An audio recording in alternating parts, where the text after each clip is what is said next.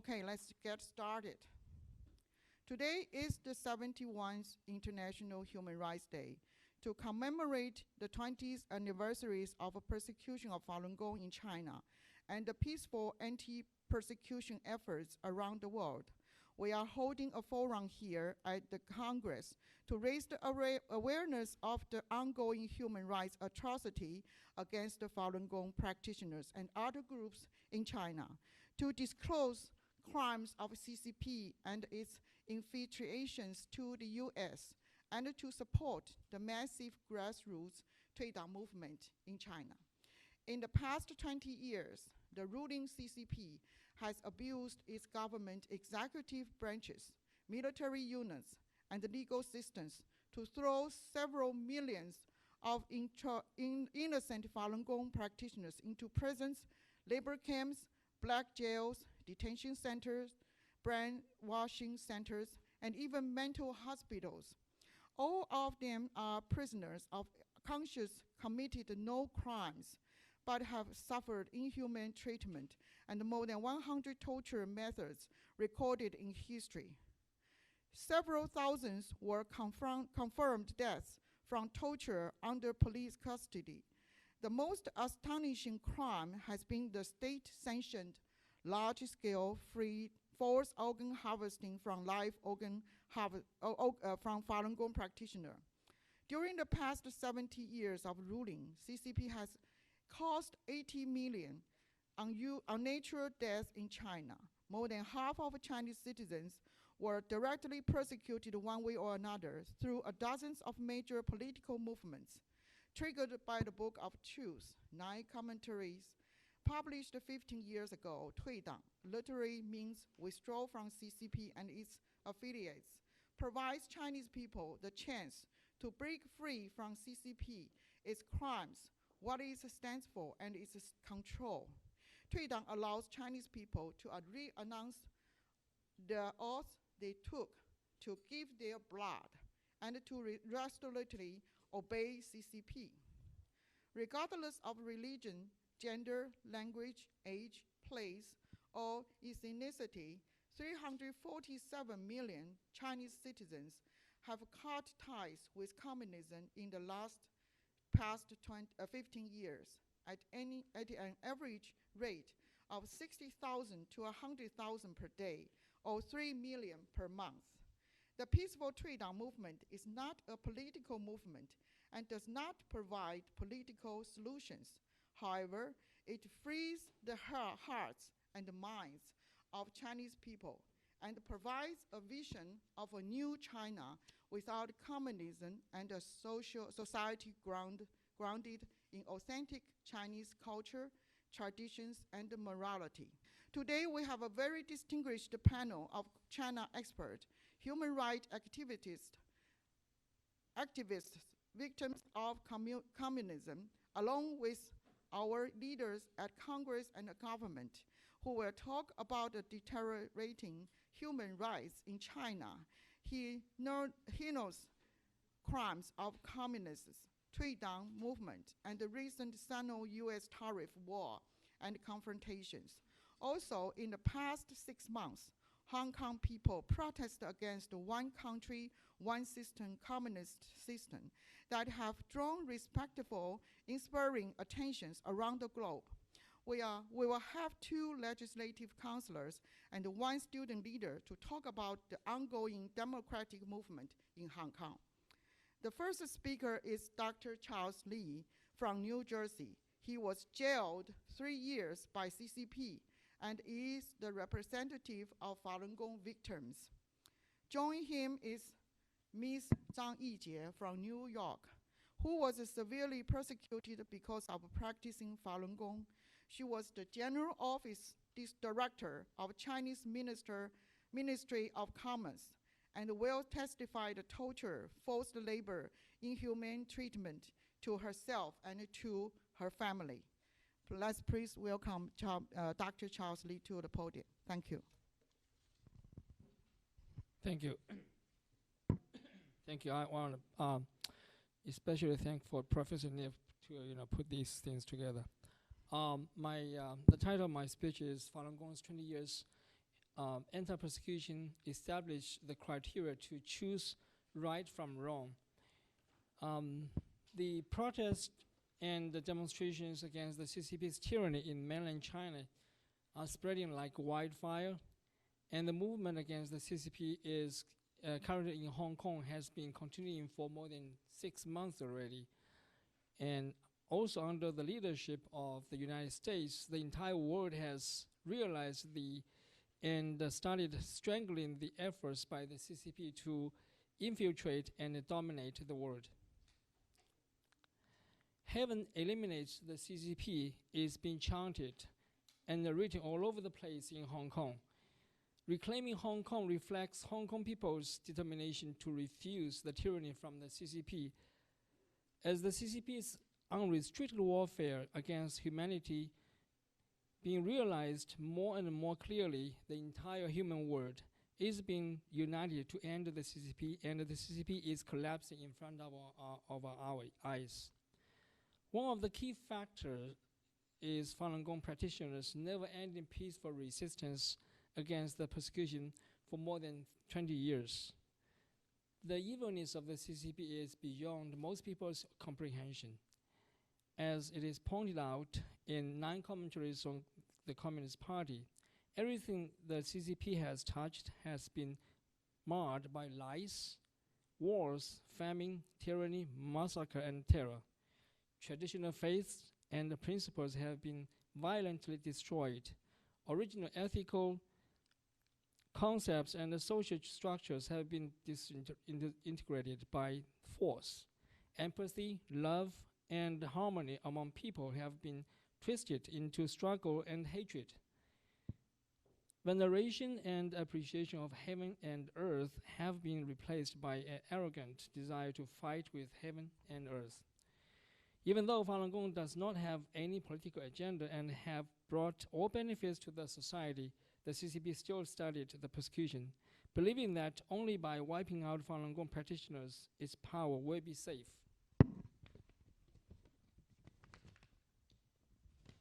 The Communist Party has summoned the entire state apparatus and the resources in the persecution. All resources and efforts are centered on suppressing Falun Gong. The persecution has become the most brutal, the most vicious, and the widespread human rights violations in human history. It fits the definition of genocide in every aspect. Not only has the CCP persecuted 100 million Falun Gong practitioners, but it also affects all the family members and the local communities. The report from WOPIC, the World Organization to investigate the persecution of Falun Gong, showed that the amount of resources utilized to fund the persecution is equivalent to more than 1/4 of the CCP in persecuting Falun Gong. One example is that the CCP has once offered the lawyer Gao Zhisheng, at any price he picks himself above 15 million Chinese yuan to write articles to attack Falun Gong. The bottom line is, under the CCP's reign, nobody can practice Falun Gong. Nobody can support Falun Gong. Whoever in the CCP system does not do a good job in the efforts of wiping out Falun Gong practitioners will be severely punished. Whoever does a good job will be heavily rewarded. The persecution of Falun Gong has brought the CCP's evil deeds to the highest point. According to the incomplete statistics by the Minhui Net, up until now, more than 8,600 Falun Gong practitioners have been kidnapped. All collected cases of persecution have reached more than 519,000. At least 63 practitioners have been tortured to death. The vast majority of the cases on persecution actually have not been reported. The persecution by the CCP is a genocidal mass murders of Falun Gong's practitioners' minds and bodies. It has used all the evil means accumulated through history of humankind to force Falun Gong practitioners to give up their faith. Now we know that the death toll by the torture is at least 63, but the CCP's large-scale live forced organ harvesting from Falun Gong practitioners are counted in millions in victims. Then we start to see that CCP used its experience in persecution of Falun Gong to persecute other people in China, such as the concentration camps in Xinjiang province, and also the tyrannic cracking down on Hong Kong, on Hong Kong peoples, etc. People in China are tortured and murdered by the CCP every day. Despite this unprecedented, the most brutal and vicious persecution, Falun Gong practitioners have never given up. In the beginning, they did their best to tell the CCP regime, including government officials at all different levels, that Falun Gong did not have any political agenda. The only thing they wanted to do was being good people, etc. But the CCP never listened. The persecution continued by the most evil means possible. Then people have realized the CCP is the root of all evils. As long as the CCP is still in power, the persecution will not stop. The CCP's facade of being great, glorious, and righteous has been totally defied, and its true nature exposed by the 9 commentaries on the Communist Party, and the CCP itself is an evil cult. The end result of the persecution is that the CCP will bring down itself by its actions. In the process of anti-persecution, Falun Gong practitioners have become have borne the brunt, ready to die the cruelest death for principles, going through tremendous suffering and sacrifices, and have brought time to the entire world to realize the evilness of the CCP and how to save ourselves from the extreme mishaps and destruction by the CCP. The peaceful resistance of Falun Gong practitioners includes several aspects. Number 1, refusing to give up the practice of truthfulness, compassion, and forbearance. Number 2, refusing to accept the CCP's persecution. Number 3, revealing the truth of the persecution of Falun Gong, including the forced organ harvesting, to the entire world. Number 4, revealing the true nature of the CCP, spreading the 9 commentaries, advocating people to withdraw from the communist organizations, which is the Tuidang Movement. Number 5, restoring the Chinese traditional value and culture, including promotion of Shenyang performing arts show. 20 years of anti-persecution by Falun Gong practitioners has set up the golden standard for people to choose between good and evil, between truth and lies, between compassion and hatred, between forbearance and destruction, between integrity and duplicity, between heaven and hell. And that is to choose between to support Falun Gong or Falun Dafa that has the principles of truthfulness, compassion, forbearance, or to do evils with the Communist Party. Falun Gong has already written the history. Thank you very much.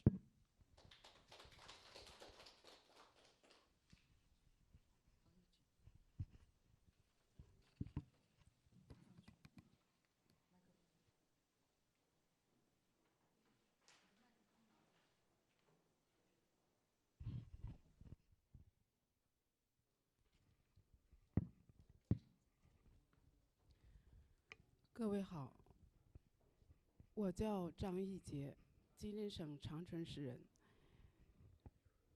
1977年毕业于吉林大学，大学毕业后，先后在国务院中国对外经济联络部、对外贸易经济合作部、现中国商务部办公厅工作。1987年至1990年，我被派驻中国驻罗马尼亚大使馆长期工作。任经济2秘，回国后继续在外经贸部办公厅工作，历任副处长、处长、办公厅党支部书记，广州出口商品交易会大会办公室副主任等职。My name is Yijie Zhang. I'm from Changchun, Jilin Province, and graduated from Jilin University. After graduation, I was assigned to work at the Ministry of Economic Relations. From 1980s to 1990s, I was assigned to the Chinese Embassy in Romania as a second secretary. After being reassigned back to China, I continued to work as a section director as the Minister of Commons until 1999.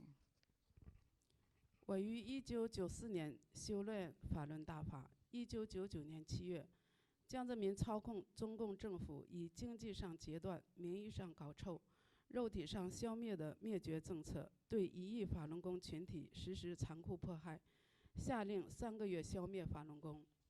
I started to cultivate Falun Dafa in 1994. On July 1999, the former head of the Chinese Communist regime, Jiang Zemin, gave the order to starve them financially, destroy them mentally and spiritually, and destroy them physically, ordered eliminate Falun Gong in 3 months.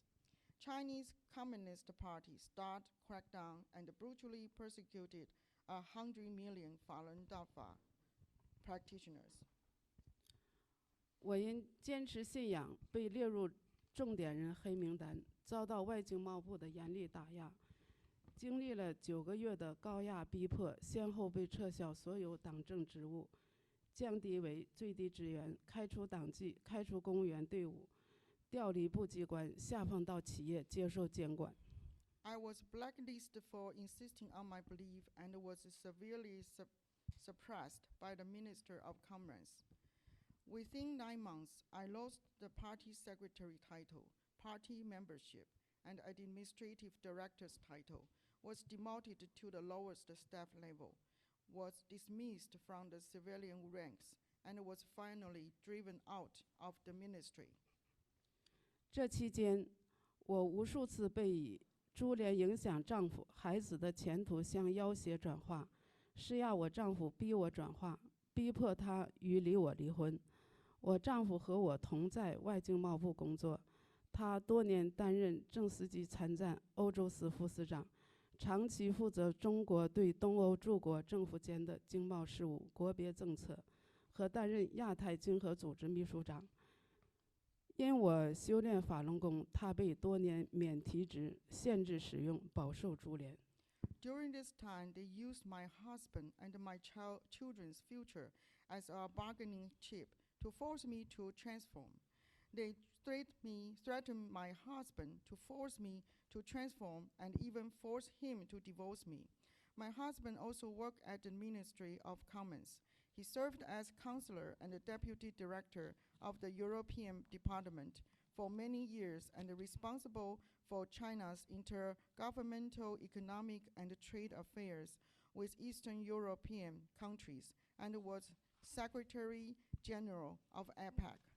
Because I practiced Falun Gong, he was exempt from promotion and restricted for many years. 我因坚持信仰，拒绝转化，先后7次被非法绑架关押，九死一生。2001年3月，仅因我不放弃修炼，便被中央610组织首恶李兰清点名非法劳教1年半，因拒绝转化又被加刑10个月。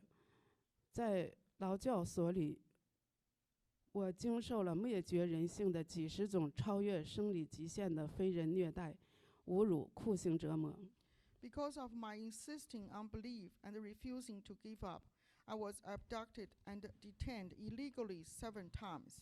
On March 2001, I was illegally detained and commanded by the Center 610 organization Li Lanqing to labor camp for 1.5 years. I was sentenced to another 10 months for refusing to transform. In the labor camp, I had endured dozens of inhuman abuses, insults, and tortures that transcend physical limits. 整个劳教期，我都被单独关押，24小时昼夜监控，暴晒、冷冻、惩罚性军训、饥饿、干渴，几天不许上厕所，长期不准洗澡、洗漱、洗衣服，长期剥夺睡眠，强制通宵达旦劳动，坐人肉椅、开飞机、鞋底抽脑袋，寒冬揪住衣领灌凉水等等虐待和叫不出名的酷刑从未间断过。Throughout the labor camp period, I was held in solitary confinement and monitoring 24 hours day and night. I had gone through different sorts of tortures, such as baking under scorching sun, freezing, punitive military training exercise, starving, prohibit drinking water, no access to the toilet for a few days, long time prohibit washing, bathing, and clothes washing. 劳教所里 Long-term deprived of sleep, forced overnight slavery labor, hit head with shoe sores, pouring cold water into clothes in freezing water. Those tortures had not stopped. 劳教所里最残忍，几乎使我丧失生命，是对我几次攻坚转化。第一次，我被折磨连续18个昼夜，不许睡觉，42小时车轮战洗脑，伴着五花八门的精神和肉体折磨、毒打。The most crucial and almost lost of my life was 3 severe tortures. First time, I was continuously tortured for 18 days and nights.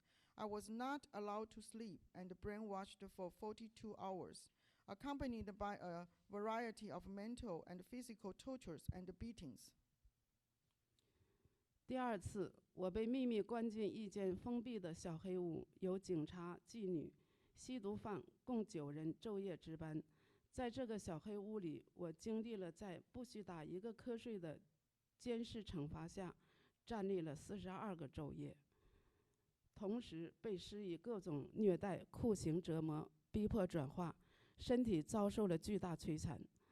我的坚定不转化，使邪恶的手段越发残忍。他们大打出手，逼我当场写下转化书。Second time, I was secretly put into a closed, dark room, where a total of 9 police officers, prostitutes, and the drug addicts were on duty day and night. In this small dark room, I experienced keep standing for 42 days and nights under the surveillance punishment of not allowed doors. At the same time, I was tortured and suffered great physical damage. My persistence to my belief made them more cruelty. They hit me heavily and forced me to write the give up belief notice. 第三次，我被打得失去意识休克，被拖进一间空房，秘密关押了17天。17天后，我再次从死亡边缘走回来。The third time, I was beaten into unconscious shock, was dragged into an empty room and held in secret for 17 days. 17 days later, I woke back from the brink of death.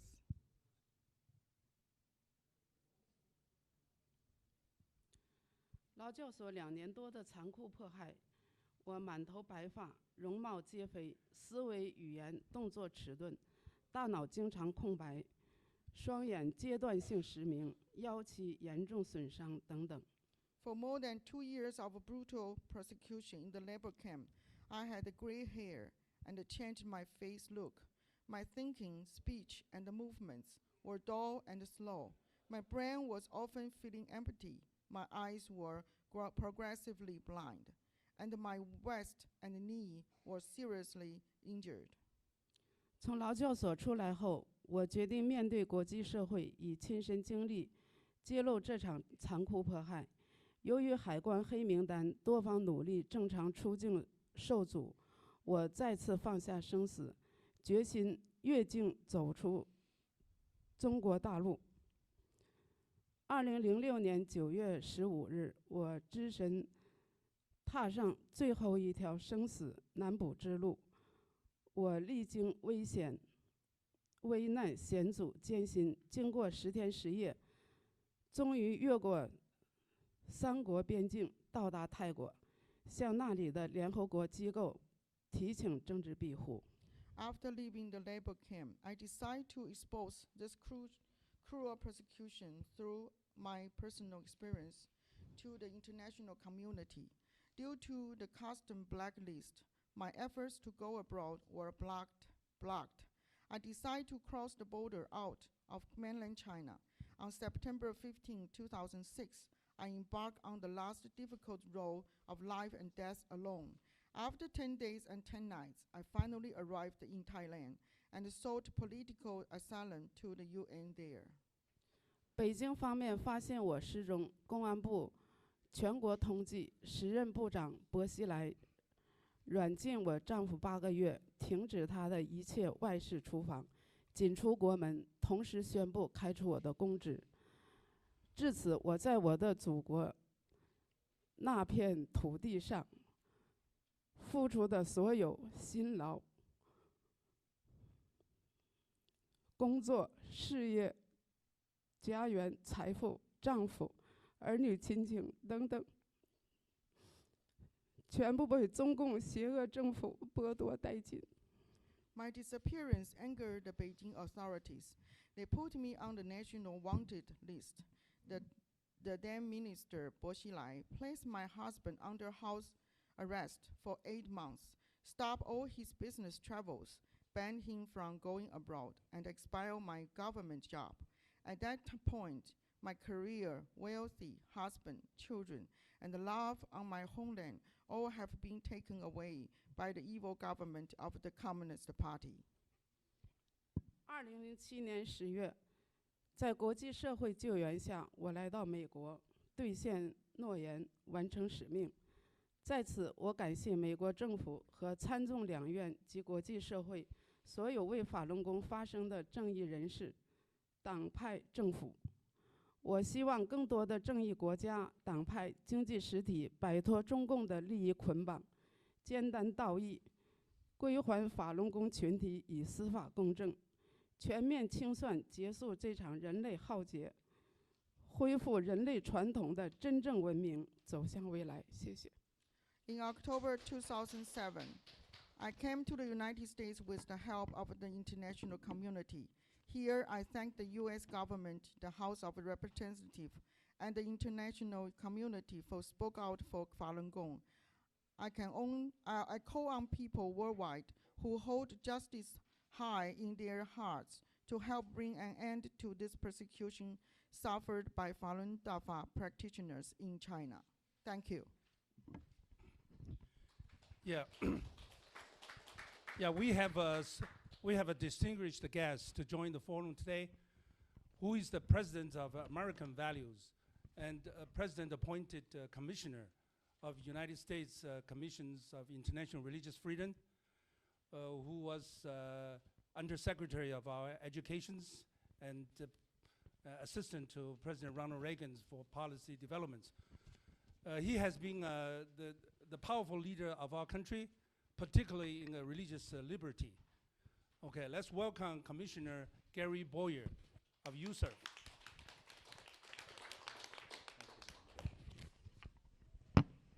Thank you very much, Doctor. It's great to be with you all here again today. I was invited to be part of one of your gatherings back in April, which I think was the 20th anniversary of the Falun Gong's historic appeal to the Chinese government. And since I've been appointed to USCIRF, as was mentioned by President Trump, I've had the opportunity to meet with many followers of Falun Gong and practitioners of it. And I must say that no matter what you are going through, no matter what is happening in China, I am always inspired and impressed by your dignity and your courage in the face of such evil. And I think many other Americans and people that know of you share the same view. Now, I think all of you are familiar with the U.S. Commission on International Religious Liberty. We are an independent government commission. It was created by Congress as part of the International Religious Freedom Act of 1998, or what we call IRFA. And our purpose is to monitor and countries around the world to promote religious liberty and human rights, and to support and to report on religious freedom. We're specifically supposed to identify countries that are violating this basic human right of being able to seek God and worship God as you see fit, this right to follow your conscience and your heart as each human being wants to do, to seek the meaning of life. And so this commission looks at what's happening around the world and how various governments allow or don't allow their people those basic human rights, that sort of definition of human dignity. And we've got a great professional staff. Dominic Nordic is here today, if you could raise your hand. And he does incredibly good work. And we have many other professional staff. We have 9 commissioners that spend our time on this. But I would say to you that if suddenly we were told tomorrow that we didn't have to monitor or do a report on any other country in the world, that the only country we should spend our resources on and all of our staff should be devoted to would be the nation of Communist China, we would still not have enough resources. We would still not have enough manpower to catalog the incredibly widespread violation of this basic human right, to search for the meaning of life, to search for God, to worship God as you see fit. USCIRF was created, as I said, back in 1998. The commission began in 1999. From the very first report that the commission made, we have been trying to warn about Communist China and its threat to religious liberty. And I would say in my case, it was mentioned by the doctor that I had been appointed to work with Ronald Reagan for 8 years. Even back in those years, China was an issue that I cared about a great deal. And some of you may know, I'm sure some of you know the history perhaps better than I do. In the late 1980s, there was a huge debate going on in Washington, D.C. about whether more trade with China would change China. And I'm proud to say that I was one of those that argued that it would not change China, that in fact more trade with China would end up changing the United States. And sadly, I think you would agree with me that while many Americans understand what's happening in China, there are those now that have an interest in the status quo. There are those, and this is, I'm speaking personally and not on behalf of USCIRF at this point, there are those in the American business community that are more interested in profits in China than they are being a voice for human rights. And so it's something now that actually complicates the challenge that we have. I did serve for Ronald Reagan for 8 years, and one of the reasons I was attracted to him is that he believed the world could not survive half slave and half free. Either slavery would prevail or freedom would prevail. And he dedicated his administration to ending the slavery in the Soviet Union. And today I'm very proud to be a presidential appointee of President Trump on the U.S. Commission on International Religious Freedom, because I believe President Trump understands the seriousness of the human rights issues in China and will continue to work on those as he works on trade and national security and other issues. Ever since President Xi Jinping came to power in 2013, the Chinese government has cracked down on independent religious and faith groups. They've gotten worse. The Falun Gong have been particularly and especially hit hard. USCIRF has heard firsthand accounts like the one that you just heard from survivors and family members who have been able to tell us about their treatment at the hands of the Chinese Communist government.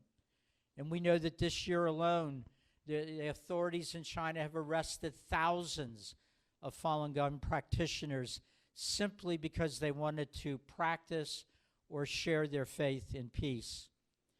USCIRF is deeply concerned about the ongoing reports that we are getting from other countries around the world about organ harvesting from prisoners of conscience. Are we living in the 1500s? In the 1600s? Is barbarism making a comeback? This is unacceptable. It's impossible to even imagine that in this age, with all the technological breakthroughs that we have, that something like this is even possible today. China, you know, is an emerging nation. Communist China wants to take its place among the world powers. It has great scientific prowess. It is a real challenge to the United States in order to keep up with the growing scientific achievements in China. But they cannot be a great nation based on technology if they are engaged in something like harvesting organs from prisoners of conscience. No great nation would do that. It doesn't matter what accomplishments they make. They won't be a great nation as long as they're engaged in that kind of activity.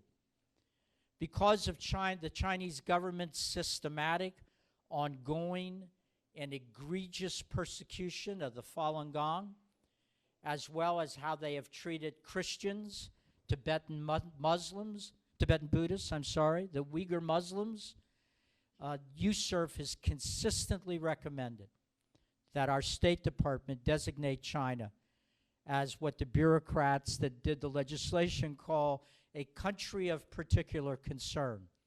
I always say that because the phrase, a country of particular concern, it sounds bloodless.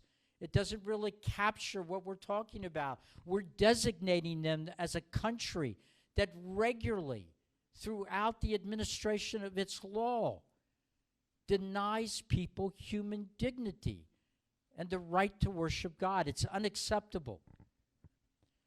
Now, I'm sure many of you have seen that the New York Times, not a conservative newspaper, not a newspaper that would like many of the things I've been involved with over the year, not a fan in many ways of President Trump, but even the very, very liberal New York Times has been doing exposés on what is going on in China. And they published some papers recently with chilling details about what the Chinese government has done to Muslims in Xinjiang.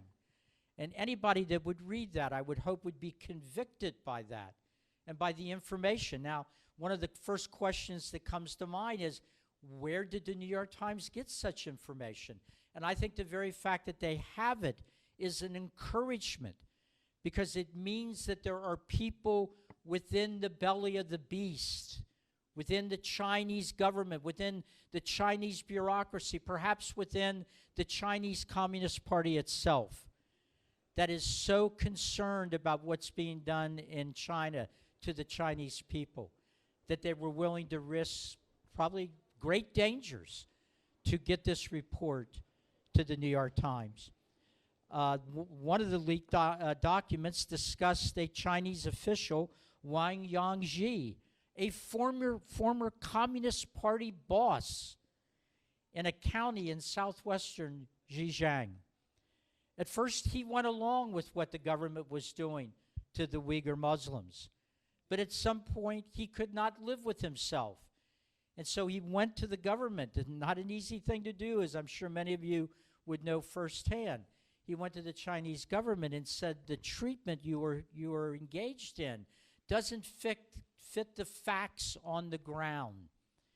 And we don't know what's going on with him now, but I'm sure he took quite a risk. And that information has gotten out to the American people and out around the world. The Chinese Communist Party's crackdown on the Falun Gong, the internment of millions of Muslims, the raids on Christian churches, the surveillance of Tibetan Buddhists, all indicate that the Chinese Communist government fears its own people. And I think they would fear them in good reason. The party's war on faith does not make China popular among its own people. What citizen of any nation in the world wants to live in a country where you cannot have the basic human dignity that all people want, of searching for God and finding the meaning of life? Now, the Chinese Communist Party, I think, sometimes is seen as being all-powerful. It is able to take this technology and use it for its own nefarious purposes. The raids that they do, the monitoring of people's social media, the facial recognition that's being used right now. but they are not powerful enough. They will never be powerful enough because they cannot look into what is in the hearts of each Chinese citizen. They could stop all social media. They could put your photos and the photos of anybody in China in some data bank. They still will not know what is written on your heart and soul. And as we're seeing in Hong Kong, and as we've seen historically around the world, ultimately dictatorships will fall to this yearning every human being has to be treated with dignity and value and worth. I know we have a very gloomy day today, but the sun will come out tomorrow. And the situation in China is very gloomy when it comes to religious liberty and human rights. But I want you, if you don't remember anything else I said today, to remember this tomorrow and the next day. The sun will come out in communist China. Freedom will come to communist China. Someday people will be able to worship in peace and safety and follow their hearts and souls in formally communist China. And when that day comes, as I believe it surely will, history will record it was the brave followers of Falun Gong and the followers of other faiths that are responsible for what I believe will be the final liberation of China and the restoration of religious liberty. But until that day comes, the U.S. Commission on International Religious Freedom will continue to call out their violations of human liberty and do everything we can to advise the President, the Congress, and others to take strong action to make things as difficult as possible on the Chinese Communist Party. Thank you very much. Thank you. Thank you very much, Commissioner Bauer. Commissioner Bauer is very busy, and she needs to maybe attend some meetings. So we open to the media reporters. If you have one or two questions, please raise your hand and just go ahead and ask questions to Commissioner Bauer. Thank you.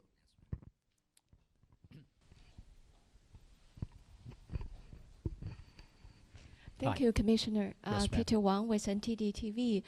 Just now you mentioned that with the people's resistance, the communist regime of China, on one hand, seems very strong, but on the other hand, they seem very fear about the people. Yes. So I'm just wondering, what do you think about the stability of this regime, and what the international community and United States, the leverage we have against this regime? What we can do against such a strong regime? Is that what you're asking? Yes.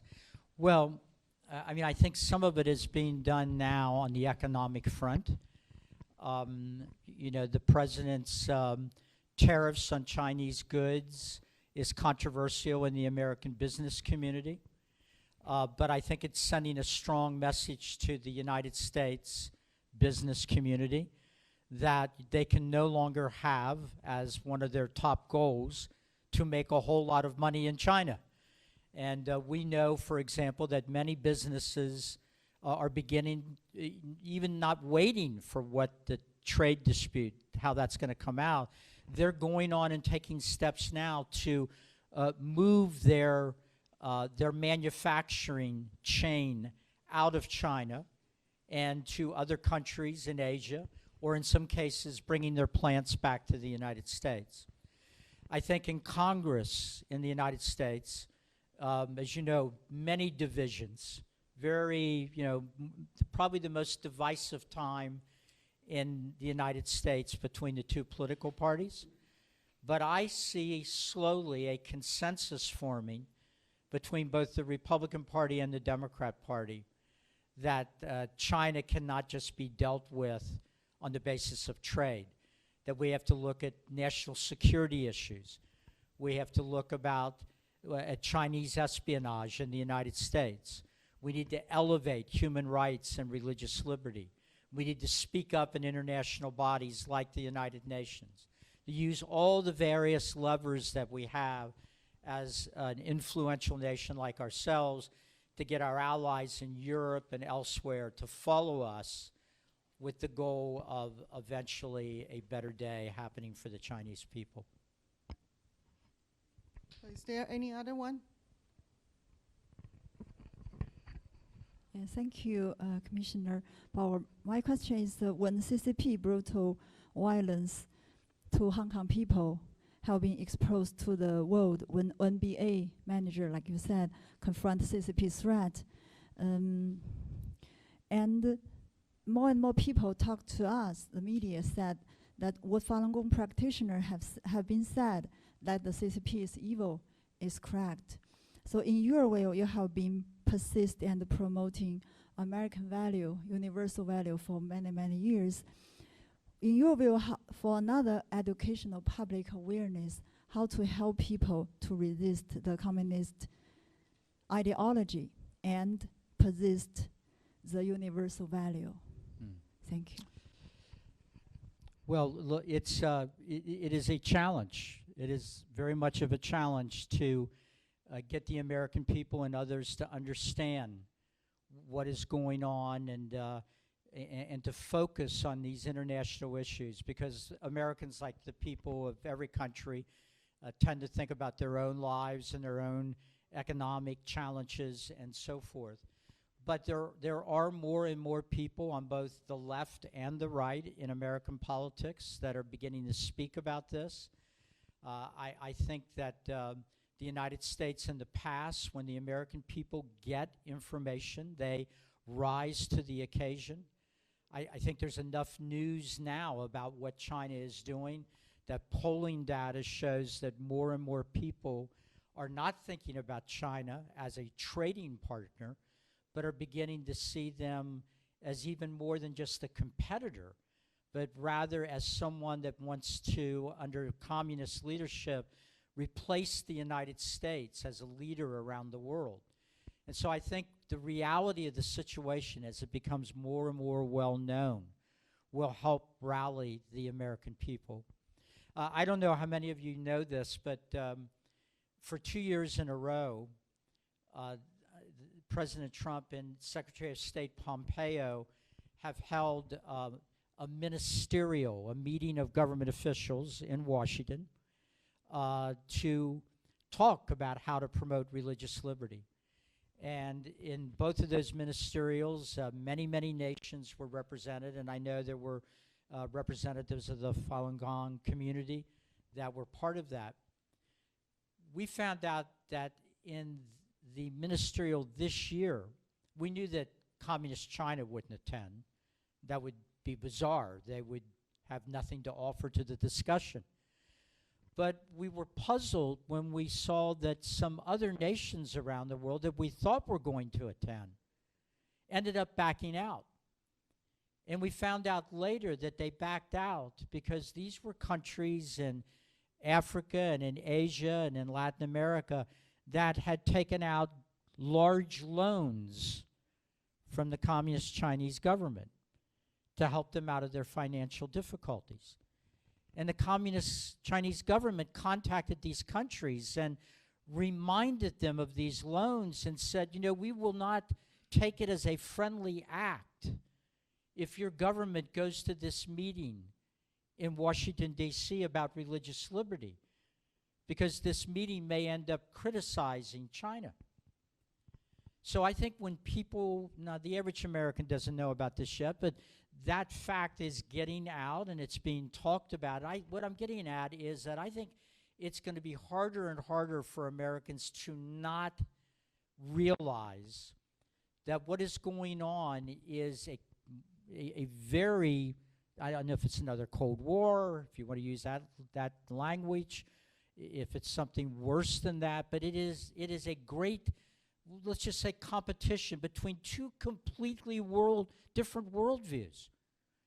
In which model can the rest of the world follow if they want freedom and prosperity and success? And we believe it's imperative that the world follow the model that has been presented by the United States about following religious liberty and human dignity and allowing people to follow their own conscience. Communist China is making it very clear that they have a quite different model.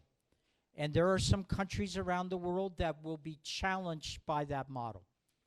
So I think, on the one hand, the fact that such a competition is taking place is a disturbing thing. On the other hand, it will force everyone in the world, every American, every nation, every citizen of every country, to choose either the dark path of totalitarianism and authoritarianism and depriving people of the right to follow their heart and soul and seek God, or whether they will follow the path of freedom and liberty and the fact that every human being, regardless of the color of their skin or how much money they have in the bank, have dignity and value and worth. And I am enough of an optimist to believe that ultimately those of us all over the world who believe in the dignity and value and worth of every human being will prevail. And when that happens, it will be a great day indeed. Thank you very much. Thank you very much, Commissioner Bauer. Let's give him another round of applause. Thank you.